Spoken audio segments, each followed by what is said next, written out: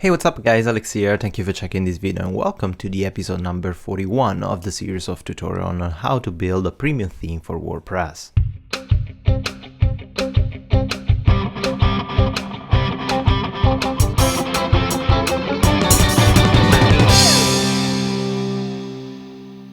Welcome again. In this tutorial we're going to take a look on how to create a custom shortcode for our WordPress installation, for our custom theme.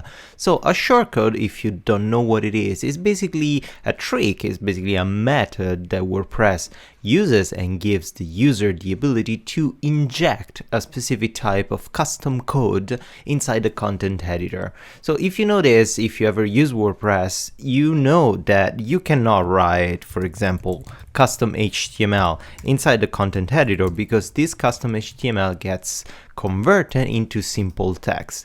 There's another way to write this stuff, and it's accessing the actual text editor, the HTML tab of your content editor, and write your custom code here in HTML. But this is not really doable for a user, for a standard user that is not a developer, it doesn't know how to use HTML. So the solution that WordPress adapted is to create a custom shortcode.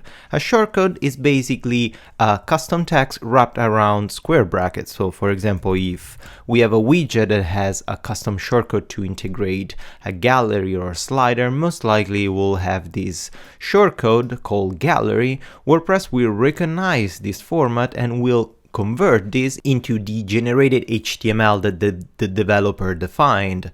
With this custom shortcode, you can integrate also not only HTML but also CSS, JavaScript, and all your custom function and custom connection to the DB.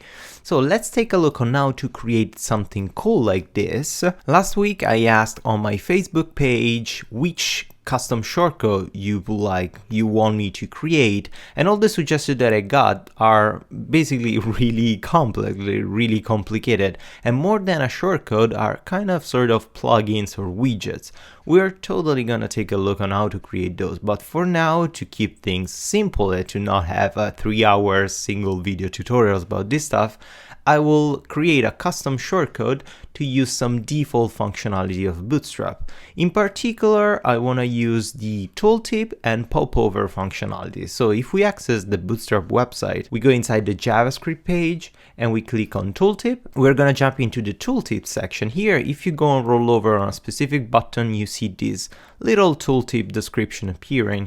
If we keep scrolling or we click on popover, we have basically the same functionalities, but it's way more advanced and interactive type of tooltip where you have a title, a description, you can insert HTML, or you can define more variables and more custom stuff instead of the tooltip. So tooltip and popover are basically the same, they work kind of the same, but one is more powerful than the other. We're gonna create some custom shortcode to use these sections inside our content editor. So let's click on tooltip and let's start coding our custom shortcode for tooltips. Let's access our code editor and let's open the ink folder, and here let's create a new file to store all our shortcodes. And of course I'm going to create this file and call it shortcodes.php.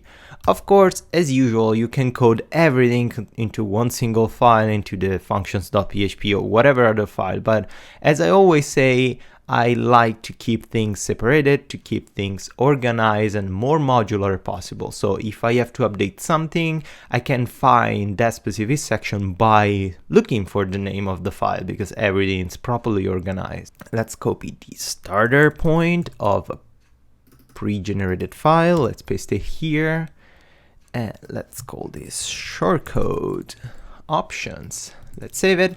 Let's access the functions.php on our main directory, and of course let's require this template section as well. Shortcodes.php, save it. Let's close here, and now we can generate our custom shortcode. As usual, WordPress has a pre-default function, a hook, to activate a shortcode, and the hook, the action that we have to use, it's simply literally basically called add_shortcode. open and close the brackets. This hook, this predefined function, gives us the ability to generate a custom shortcode. The first parameter that we have to define for the shortcode is the actual shortcode name that we're gonna use inside the square brackets. So if, for example, my shortcode, I want something like this, I want something to use like tooltip, and then closing the shortcodes with tooltip.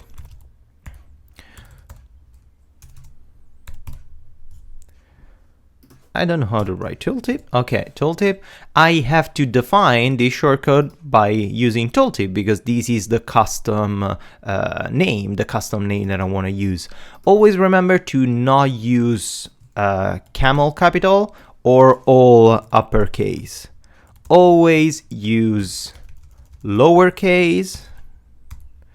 If you can, avoid underscores or hashes, and your code is gonna work. If you use those specific derivation with capital letters or all uppercase, most likely sometimes your shortcode could not work properly. So always use a lowercase all attached. Let's copy these, and this is gonna be the name of our shortcode. The second parameter is the name of the function that we have to call to actually code our shortcode. So in my case, it's gonna be sunset underscore tooltip. Save it, semicolon at the end, and you can write the function on top, above, or below the shortcode generation code. I always like to write the function before and then the hook that calls the function after, but you can write it in whatever order you want. So let's create a PHP function called function, and the name of the function has to be the same name that we generated that we are calling in the add shortcode hook. Open and close the brackets, open and close the square brackets. Let's create a little bit of space. Now inside the brackets, the normal brackets of the function, we have to pass a couple of parameters. The first parameter is the array that contains the attributes, because if we go take a look at BootStrap and we see the code necessary to generate a tooltip, we notice that we have a couple of custom options. So first, the custom option, a custom HTML5 attribute, is the data toggle tooltip to actually activate the tooltip on rollover. The second attribute is the data placement if we want it on left, top, bottom, or right. And the third option is the actual text that goes inside the tooltip, that in this case, in this example, is identical to the content, but we need the ability to specify these in a different way, like cannot be exactly like the content. Maybe you will want to write something different inside the tooltip. Plus, we have another parameter that it's actually the content. So all these custom parameters inside the HTML are the attributes, and the content, the text wrapped around the HTML, whatever wrapper we are gonna use to style the tooltip, it's called the content. So we have to pass those two parameters. The first one is the $@, that stands for attributes, but of course you can call it whatever you want. You can call it like arguments if you want to call it arguments, or like stuff, $stuff, whatever. It's not like a strict convention. It's just I'm using this because it's a default kind of, WordPress uses these conventions, so I'm following the WordPress conventions, but you don't have to. You're totally free. The second parameter that we have to pass, that actually this function is passing automatically to our custom function, is the content.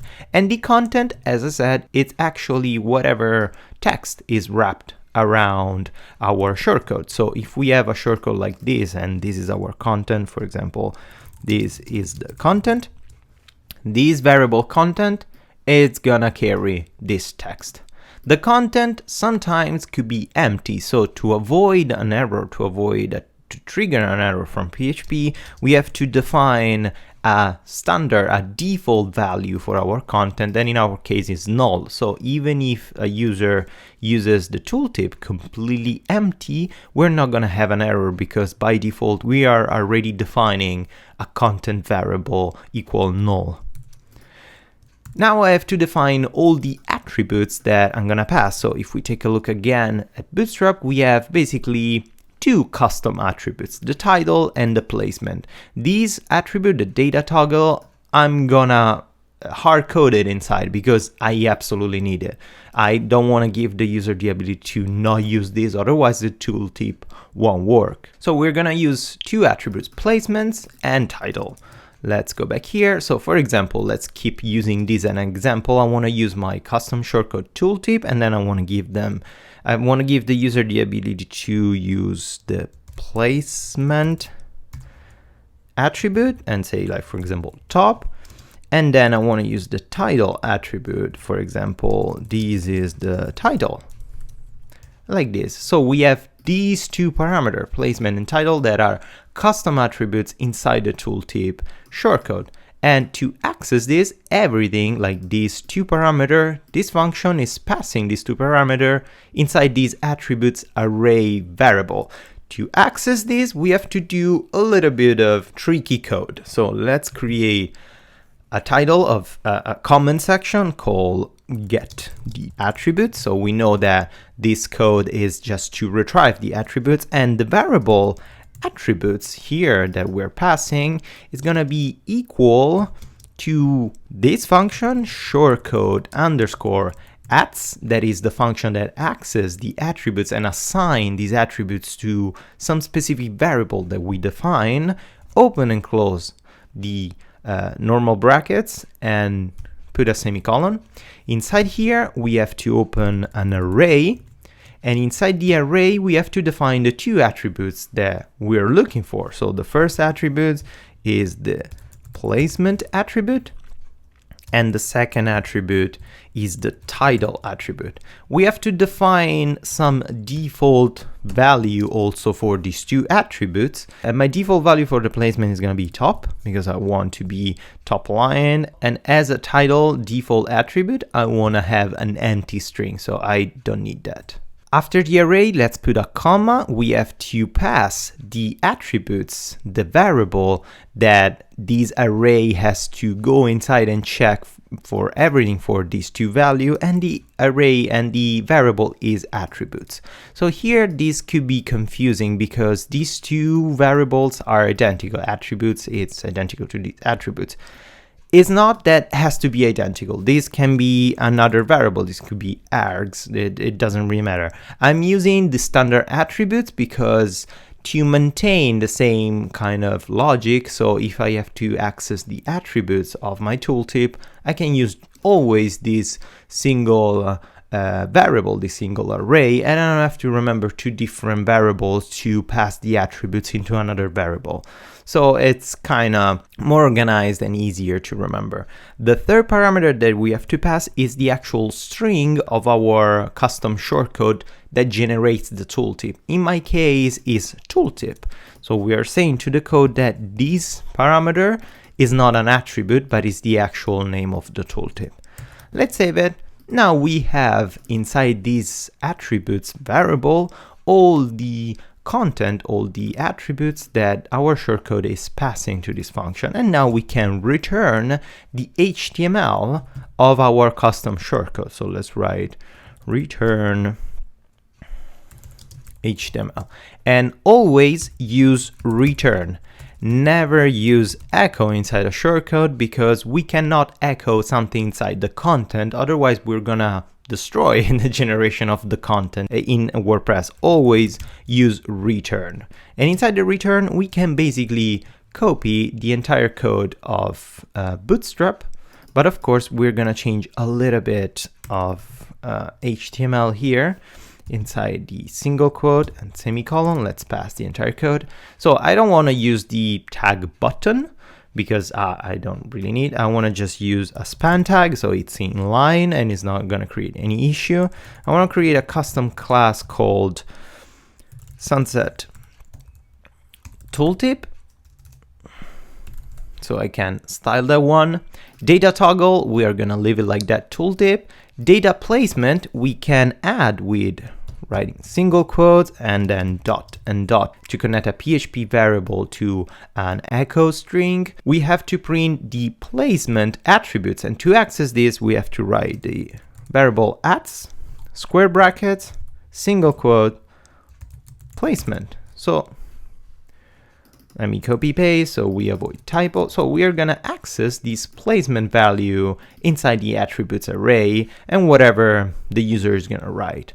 The second parameter is the title. So the title can be null here, and also the content can be null. So let's create a little bit of coding thing to avoid to have a completely empty title, because if we have an empty title, the tooltip is not gonna work. But if the user wrapped a custom HTML, a custom text around the tooltip, most likely he wants that text inside as a tooltip title if he doesn't specify any custom title. So let's take care of that. First, let's delete the tooltip on top, here the text, and let's print our custom content. So this is the content, the parameter that gets passed automatically from the wrapping of the tooltip. And here let's close with the span tag. Now let's take care of the title. So first let's create a variable called title. And title is gonna be an inline if statement. So if, let's open the regular brackets, if the attributes parameter title it's identical to its empty value, the one that I defined, title is gonna be equal to content. Otherwise, title is gonna be equal to attributes title.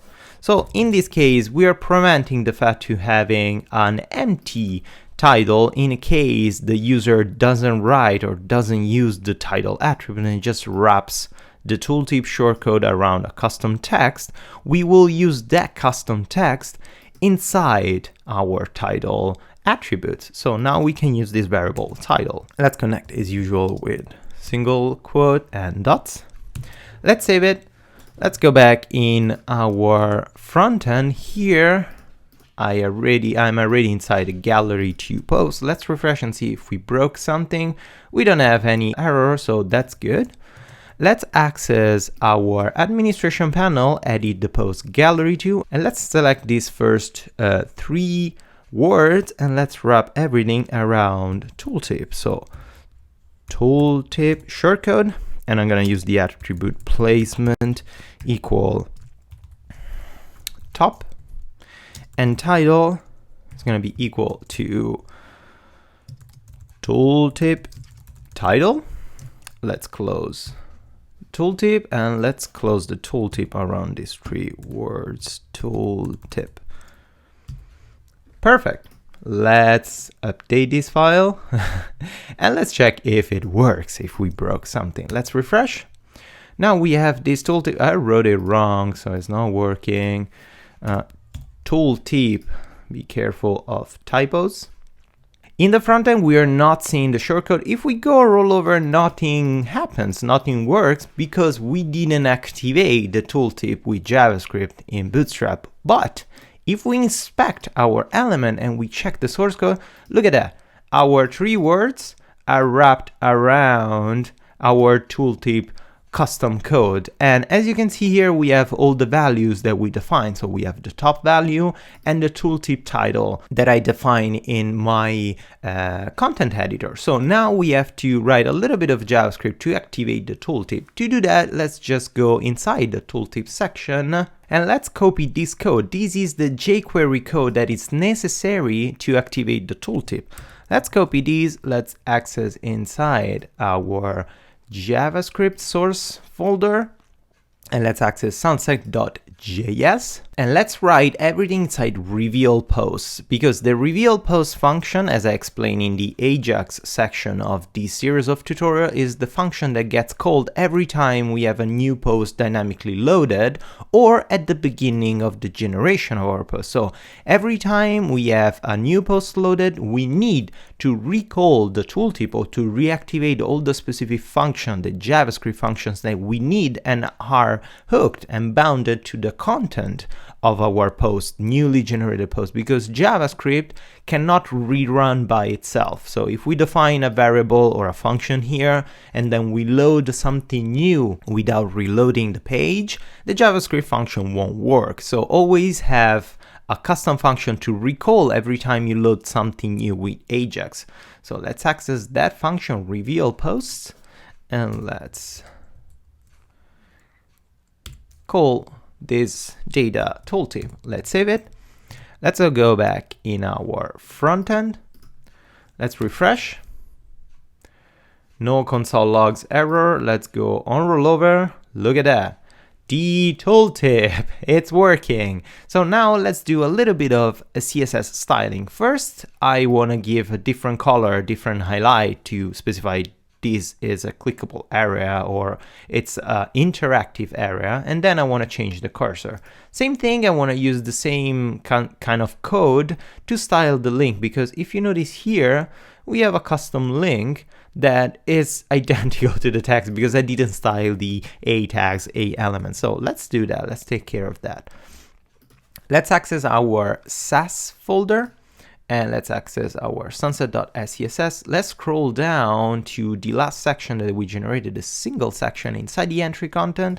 Let's specify the A tag. I want to use a custom color that I'm going to define here directly in the inspector. And I want to use something similar to this color coding of the sunset code. So let's take kind of like this and maybe more accent. I can always change it, of course. Color F56B08. I want to go text decoration no, and then we can define the ampersand hover and ampersand focus status. And I want to use basically the exact same color, but I want to give him a different highlight. So instead of this, I want to go a little bit brighter.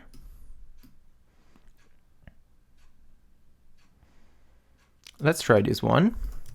Save it. Let's go back in our front end. Let's refresh.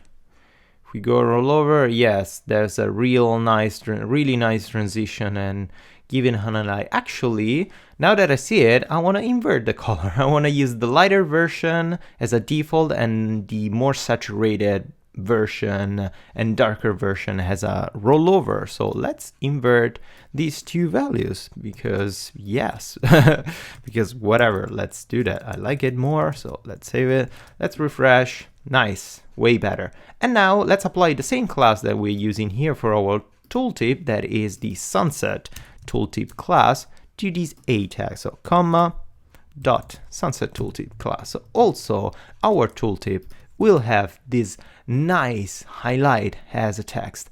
Also here we have to define something because by default, of course, the link has a cursor pointer. Here we don't have a cursor pointer. Let's solve this problem by specifying cursor pointer. Save it. Let's go back here, refresh.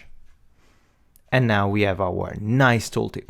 Let's check if it actually works with our custom option. So for example, I want the tooltip to the right, update. Let's go back in our front end, refresh. And now the tooltip should be on the right. This is great. Let's do a last test by putting the tooltip at the bottom and by removing the title. Let's not define the title and let's see what happens if by default the system actually grabs this text and avoids to have an empty title. Let's refresh. And yes, we have the text without the empty title. But here we have an issue because I define, oops, I wrote it wrong, bottom. Okay, let's refresh. Bottom, perfect. And now the tooltip is grabbing this text and it works perfectly. So now to generate and use a custom code to basically write popover effect that works on click is exactly the same. So instead of me doing it, I will give you a homework. you will do it. I will give you a couple of days before uploading the next tutorial, and in the next tutorial we'll generate super quickly because it's really simple. We already have everything inside our custom shortcodes PHP. We have to just duplicate this code and change the parameters to have a different approach to the shortcode and use the popover effect. So I will give you this homework. Please do that. If you want, you can submit or commit your code in my GitHub repo. And if your code is really well written, I will give you a shout out on my video and I will implement your code inside the sunset theme. Anyway, if you don't know how to do it, no worries, because in the next video I will totally take care of generating a popover shortcode effect. So it's pretty much it for today's lesson. I hope you enjoyed. If you did, please give it a thumbs up or subscribe to my channel. And if you want, you can spend a couple of minutes to check the support me page on my website, where you can find all different ways and methods to support me, support my channel, and help me to do better videos and better tutorials for you. Thank you again, guys, and until the next lesson, as usual, happy coding!